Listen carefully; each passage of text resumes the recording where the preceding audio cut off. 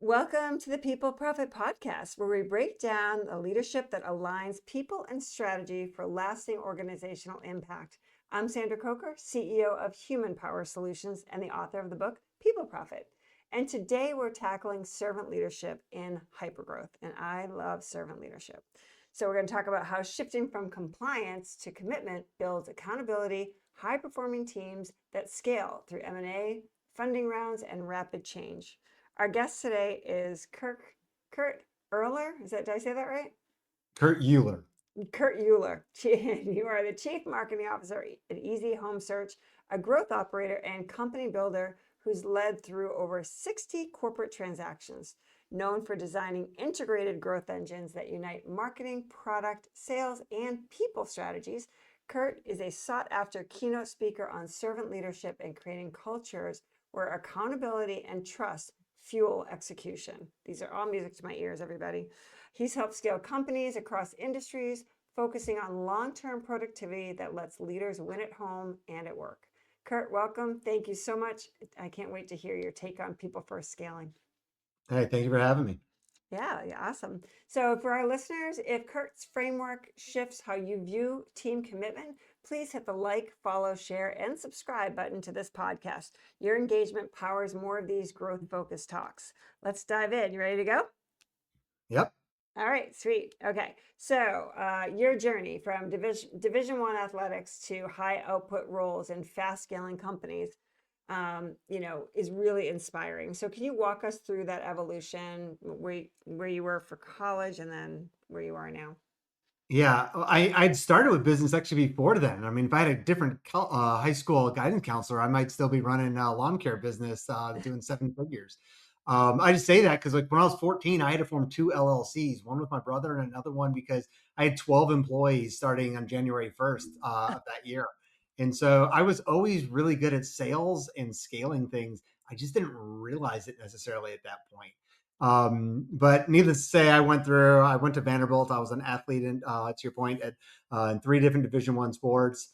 Was always kind of chasing that, but didn't feel fulfilled with it. Didn't have any mentors around that said, "Hey, you're not enjoying engineering." Or in my case, I thought being an engineer was going to look like sitting in a cubicle for Homeland Security, Yeah. and so I dropped out and took a few months, built up an e-commerce company, which I'd started and was doing really well, and ended up finally finishing out a master's later and joined this little company called Navtech, which think about MapQuest back in the day. And so it was Yeah. MapQuest and car navigation systems around the world. And we grew that from 85 million a year in revenue to 1.44 billion in 10 and a half years. Had an almost $900 million IPO, sold it later to Nokia for 8.1 billion.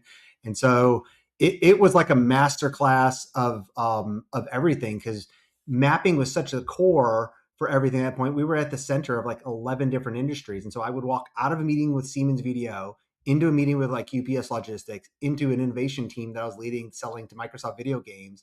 And so I came out of there in my, just before I turned 30, and it was like, I had no idea what I had been given with through mentoring and what we were able to do. And so it's just been kind of a whirlwind since then. That's insane. I knew some of this, but that's insane. Congratulations. I love that. So, you've done a ton clearly, right?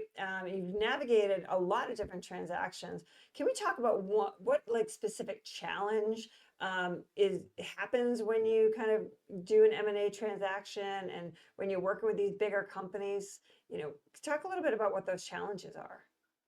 There's a lot of different challenges, and increasingly they've changed today on both sides. I feel like from the people side and the leadership side, because it used to be like even until maybe 10 years ago, when a company went through a major funding round or they changed from venture capital to a private equity round, most of the leadership team, if they'd been performing well, would still stick around. And now what is starting to be known widely across the industry is two things. So one is they know whenever that big funding round happens, between three and all of this C-suite will be turned over.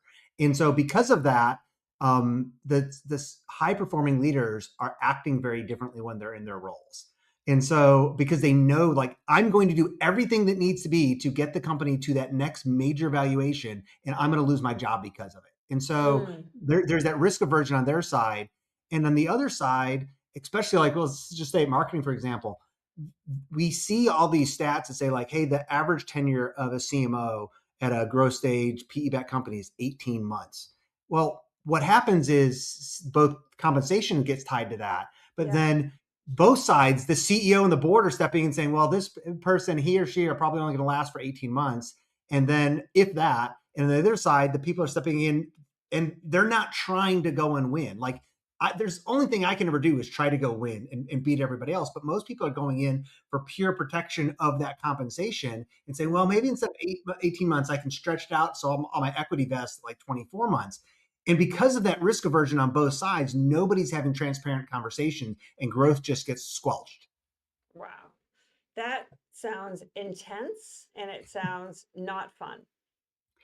It doesn't sound, it's not fun at all on any of the sides because for me, like there's nothing wrong with like I would love to jump into a burning ship of a company, or I Yeah. would love to jump into a company that, that fund that's behind them is going to have to start returning money in 18 months, as long as we're in agreement of that, or they're early on and we can start investing into the longer term, as long as those are transparent conversations. And so if you don't start upfront with that, you cannot build a strategy based on real expectations. So this, this episode we're talking about servant leadership, right? There's not much in here that feels very servant-like. So what do you do with these CEOs that, intensity doesn't scale, but leading your people and having that empathy and having that servant leadership mentality that does scale? How do we reconcile your philosophy with that kind of business? Great question. I mean, the good news is there are some CEOs that do lead from a servant leadership perspective, and Okay. so those are going to be different conversations. But the other side is of being a servant leader yourself. You can step in and help to either coach them through that if you're on board full time, or for me, like that's often part of a conversation that might take place to decide whether or not I want to work there.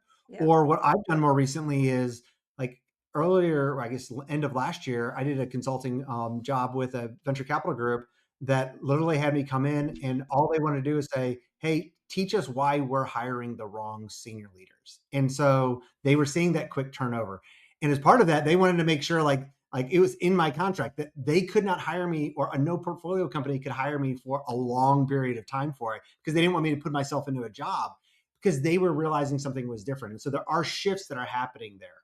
Okay.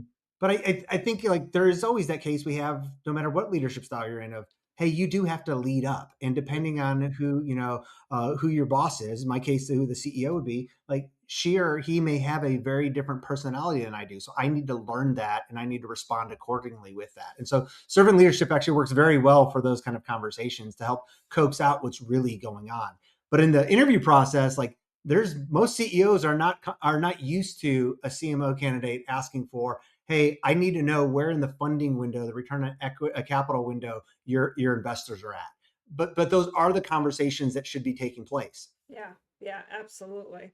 So And, when and you in the end, it's just as well, just, I mean, yeah, everything should be based on outcomes. And so servant leadership is based on outcomes. And is true, like true authoritative leadership really is not, even though people think that simply right. pushing people harder and leading by authority does get that. Yeah, I mean, it gets it, but you lose a lot of people along the way, and there's a lot of dead bodies behind you.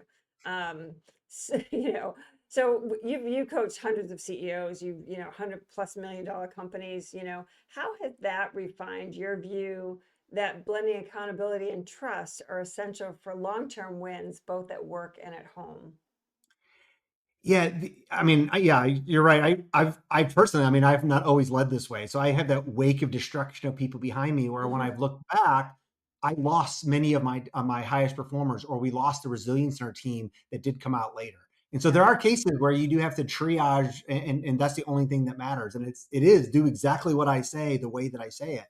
But it is really that shift where getting people to realize that you're not hiring people, CEOs, you're not hiring people to do a job. You're hiring them to reach a business outcome. And, yeah, and, and you have very strong opinions about what that job looks like and the role and the tasks and actions they need to do. But at the end of the day, you're not expecting the CMO or the social media manager, in the case of marketing, to just be posting on social. You're expecting them to do things to reach an outcome. and which means that they have to know what outcomes, business outcomes you expect from them, how those tie to the outcomes that the company wants. And if you can't go to every individual contributor, including like an office manager, and they couldn't tell that back to you, then there's no way that like they're going to be like performing as high performance as you would want. And so that has to shift your entire dynamic. And most CEOs don't think that way. Mhm. And like, does my individual contributors really need to know all those business outcomes? Yes, if you want them to actually reach them faster. Right, right. Yeah, that's what we talk about it all the time. It's the people, it's the feet on the street, the people that are actually interacting with the clients and customers. They're the one driving the loyalty of the business. And I think a lot of times the C-suite doesn't see that. Absolutely. Well, and with that, from a coaching CEOs, and I mean, and having to self coach myself, I think I define leadership as really there's only that two types. There's authoritative leadership, do what I say, how I say, in the time frame, or you're going to be fired, or as opposed to I'm hiring you for that business outcome. At which point, my job and every level above you, his job is to help you reach that business outcome that we want. Well, when you take that latter approach, well, then it also changes performance. Like if somebody has something come up either short term, like a sick kid, or big or much longer term, like, hey, they get thrust into elder care. Well, now if they know that you are comfortable having the conversation that says, I might need to lose productivity in a 30 or 90-day window to have you maximally productive over a 6 month or 12-month period, well, they'll have that conversation with you and your team will bring you to that. And then they'll also bring you to things that says, hey, the C-suite, you you can try to micromanage as much as you want, but you get to see as your organization grows a smaller and smaller percentage of your point what's actually going on with customers. You need them to give you ground truth reality. Yeah, yeah. So when you know, one of the things you said in in our introductory, um, is traditional. This is your philosophy. Your traditional leadership gets compliance, servant gets commitment, and challenges the norm. So how does hiring like whole people with radical clarity, like you're saying, on the outcome, create that mutual accountability? And a second part to that question is, with our AI enabled in our distributed workplace, how do you know that you're hiring a whole person? You stop relying on ATSs as much, especially ATSs with AI to screen candidates, especially when Yeah, candidates are putting a resume optimized by AI and you have right. filtering based on filtering. But you do start to shift then what you're looking for. Absolutely, you need technical skills from people, but I find like people say they're hiring for culture, and it's like, well, what that usually means in reality, from what I've seen, is that means they're hiring people that they like, they want to hang around with on the weekends, even if that would never happen from a hierarchy perspective, Yeah. as opposed to like I'll hire people that I know I would never want to be around necessarily, but I'm going to be hiring for cultural traits that you would see in their actions. They have a bias towards action. They have super strong opinions that they hold loosely. And there's a variety of those things that I'm going to be able to bring into the hiring process to say, this is a real person that can have healthy confrontation in our team, which means pointing out things when they see stuff differently than we do, but still at the end of the day, trying to push towards those outcomes. Yeah. And the commitment perspective is, yes, there are always times, especially if a company's having a turnaround situation where like we're always going to have to be working many more than 40 hours. And in the US, hey, the good and the bad, you can do that. And you get to share Yeah. the upside usually. But the with that, we've all been at the companies where people put in their 40 or 50 hours and they're done and they're not even efficient.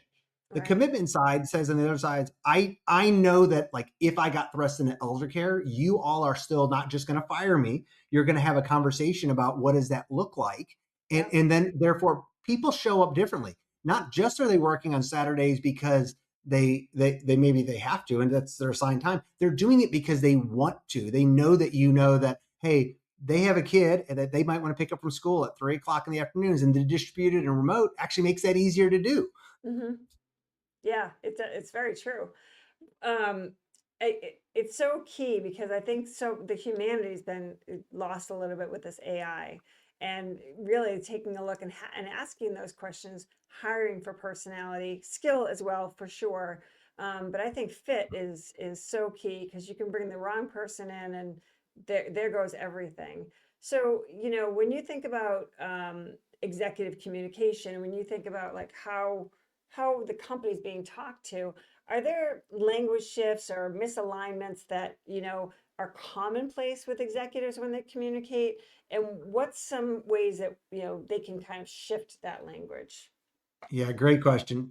There's a lot that's changed from a communication perspective. One of those is that people think about being bilingual or trilingual in terms of like actual languages, as opposed to, hey, your CMO needs to be able to speak finance. They need to be able to talk to the CFO asking for budget and explaining, like, it's not about, say, branding. It's about building trust, because if you don't, we'll just stay with that. If you don't have trust on the B2B side, you've lost 70% of the deals, because the major players will always win the deal from a risk aversion perspective.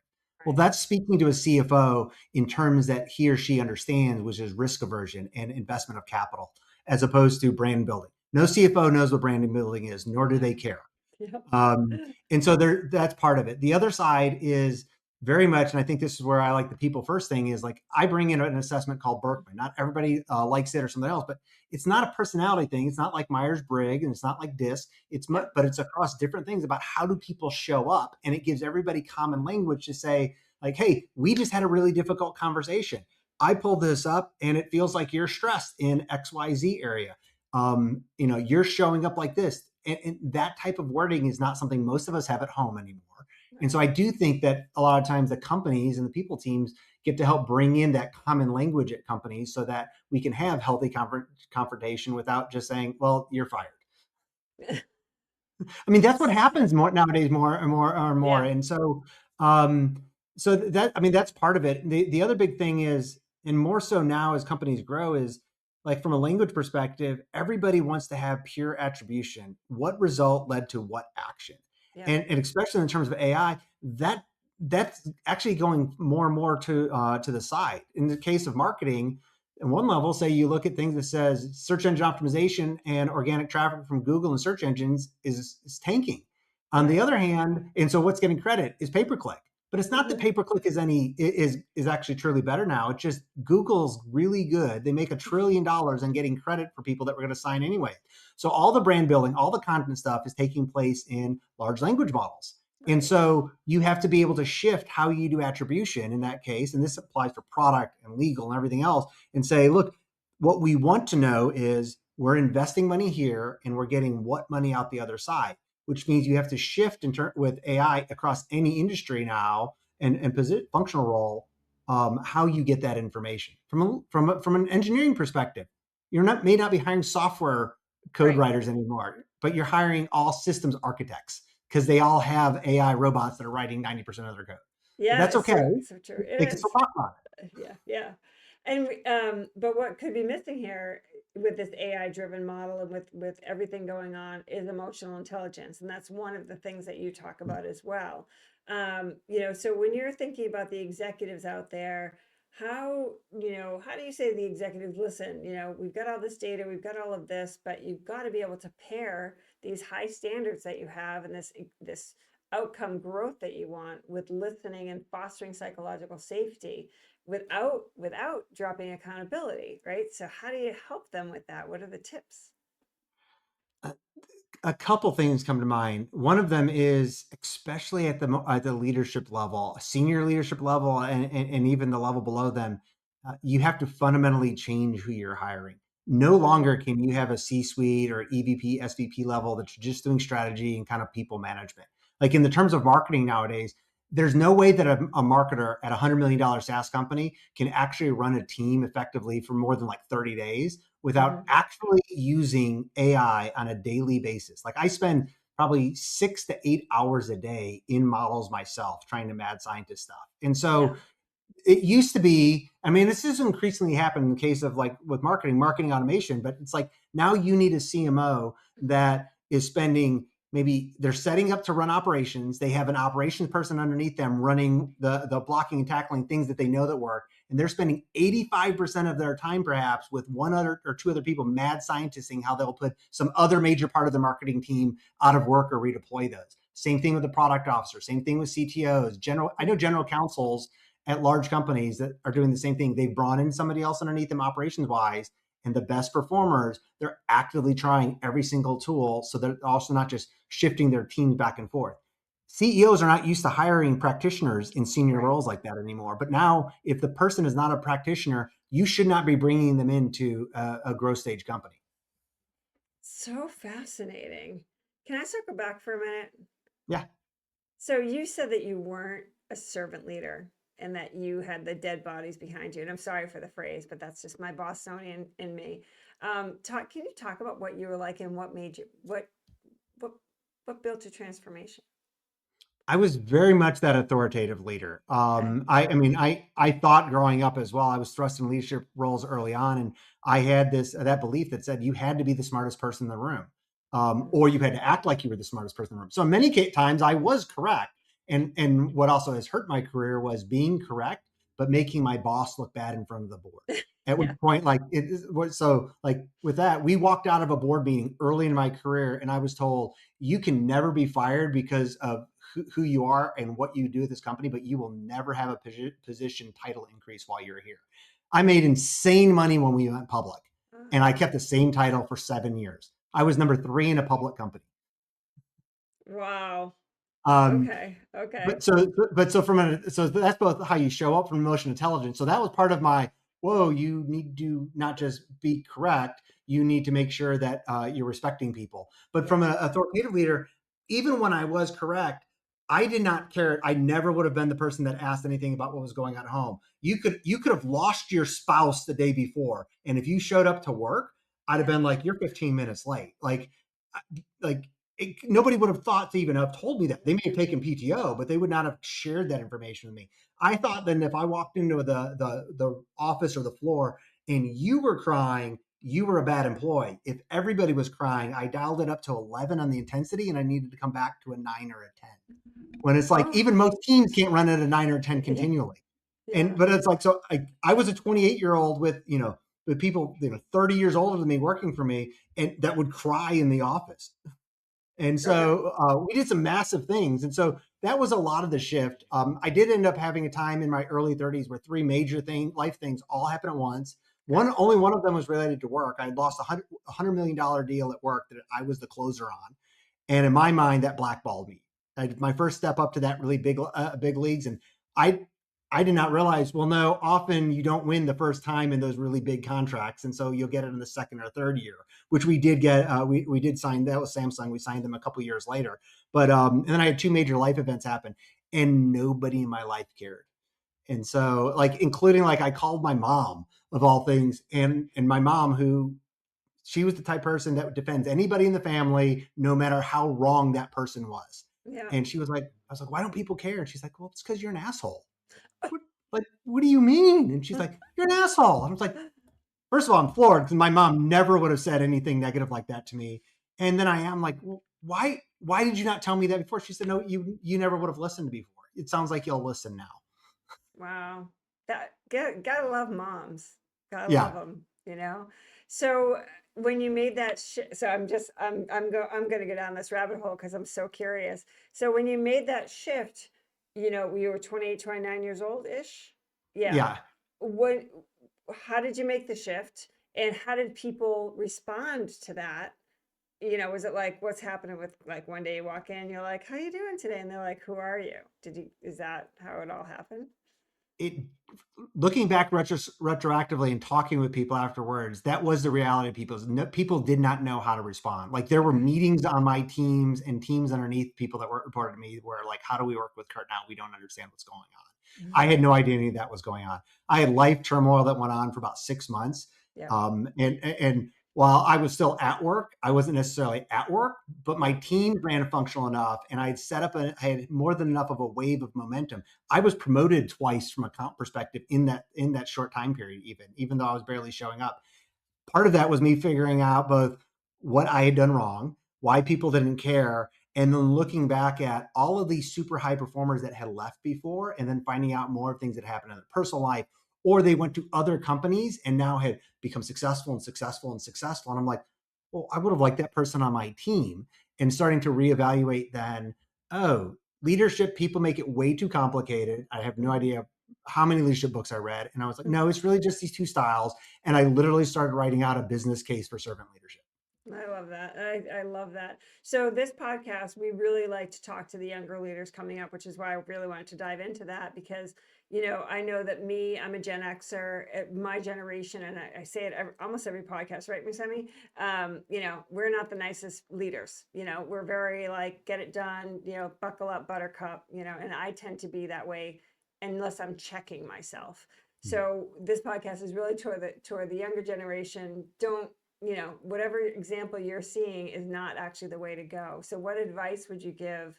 What books should they read? What podcasts should they listen to? Like, how can they educate themselves on emotional intelligence and servant leadership?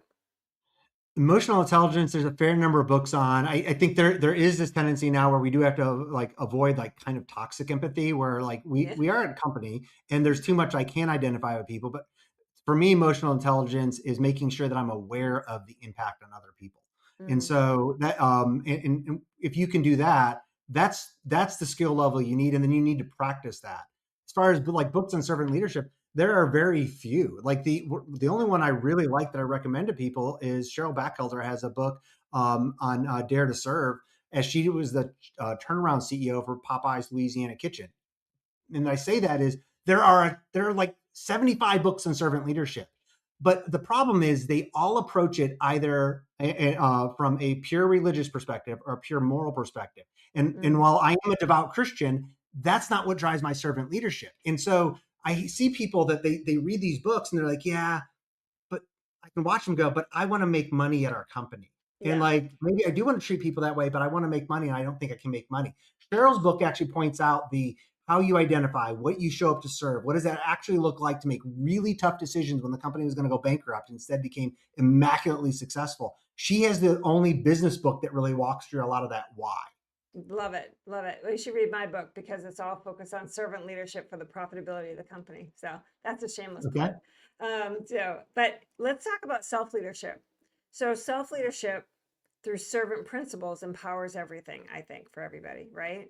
So, when we think about our distributed teams and this ever changing marketplace, how do you talk to this emerging leaders, through you send me, hold on, we're gonna have to edit that out because that was a jumbled question. So we're editing that one. He's nodding his head. Okay, Sandy. All right. So let's talk about for the younger generation too, or the up and coming generation, self leadership and living self leadership through servant leadership principles. How do they do that? How do they marry those two things? Because I find the younger the younger leaders right now, they're highly emotional, so they got to kind of check themselves a little bit, to a degree, to get to be successful. How do you help them with that? Practice a lot of times, and a lot of times it does mean pulling up next to them. There's nothing wrong with, I feel like, being being rather sensitive for people, and being aware of other people's emotions and being aware of your own emotions.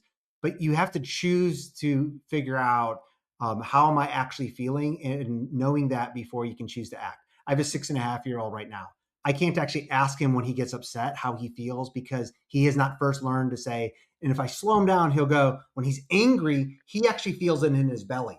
I would feel Mm, it up here or across my chest. yeah, Well, I'm trying to teach him. He first has to realize, like, those bubbles in his belly is what he calls it, means that he needs to pause. His body's telling him something, so that then he can say, how am I feeling? yeah, And then he can decide what to act after that. I know 35-year-old and 50-year-olds that can't do that. And yep, so the first thing is you have to practice doing that. This Another way that you can practice that is silence. And as somebody who reads somewhere between 50 and 150 books a year, in addition to everything else I consume, I do a lot of things on 2x and 3x, like podcasts and audiobooks. You have to have silence, not necessarily every day, but you have to have silence to pause and just think through how you're feeling. You like going for a run? Great. Sometimes it's going to be really horrible when you do this, but you need to turn off your freaking headphones or leave them at home and just have silence, because it allows you to practice and think that through. So that's part of it. And so, like, if leaders can't do that themselves, they need a mentor or a coach to step alongside to them and walk them through doing that. And that's be a really good investment for them. that's Um, awesome. Yeah. Oh, sorry, go ahead. yeah, so I mean that's the biggest part for me. I think is they the other part is realizing that the best leaders have two things in my mind. Is one, they're very humble in what they don't know. If you go find any industry and you go find like the top 1, 2, 3 men and women that know that, like microbiology, you find somebody in microbiome and the top two people and you go ask them, they will say, no, we don't know 50% of this. Like we barely know 1%. Yeah. And they're the smartest people on whatever that tight niche is. The Yeah. strongest consecutive leaders, they know that about themselves. And so Mhm. they're looking for what they might be wrong about. So that's a huge deal for that right there. And then they also usually know the people that are repeatedly successful. The best leaders are also the best followers. I have no problem stepping into things and completely just being a follower. Yeah. My son's got a trail life group, kind of like Boy Scouts. I stepped in trying not to be on the executive leadership team. I've been Yeah. pulled into that, but it's like even still, when something needs to be done, I'm the person mopping floors because other people, like, I need to support them in that. And you'll see CEOs and CTOs that are doing those things. Some cases, the best thing a CEO can do Mhm. is like you're at a company that's raised $30 million and you're working to try to get things out. I've seen people go through and says, look, I've ordered dinner for all the teams. We have all of your addresses. We know if you have families. We've contacted your spouse, and meals are being delivered to your spouses because we expect you to stay. Wow. That's a different approach, but that's a Yeah. follower that's saying, I'm supporting the rest of you. And most young leaders don't think about that. Yeah. Yeah.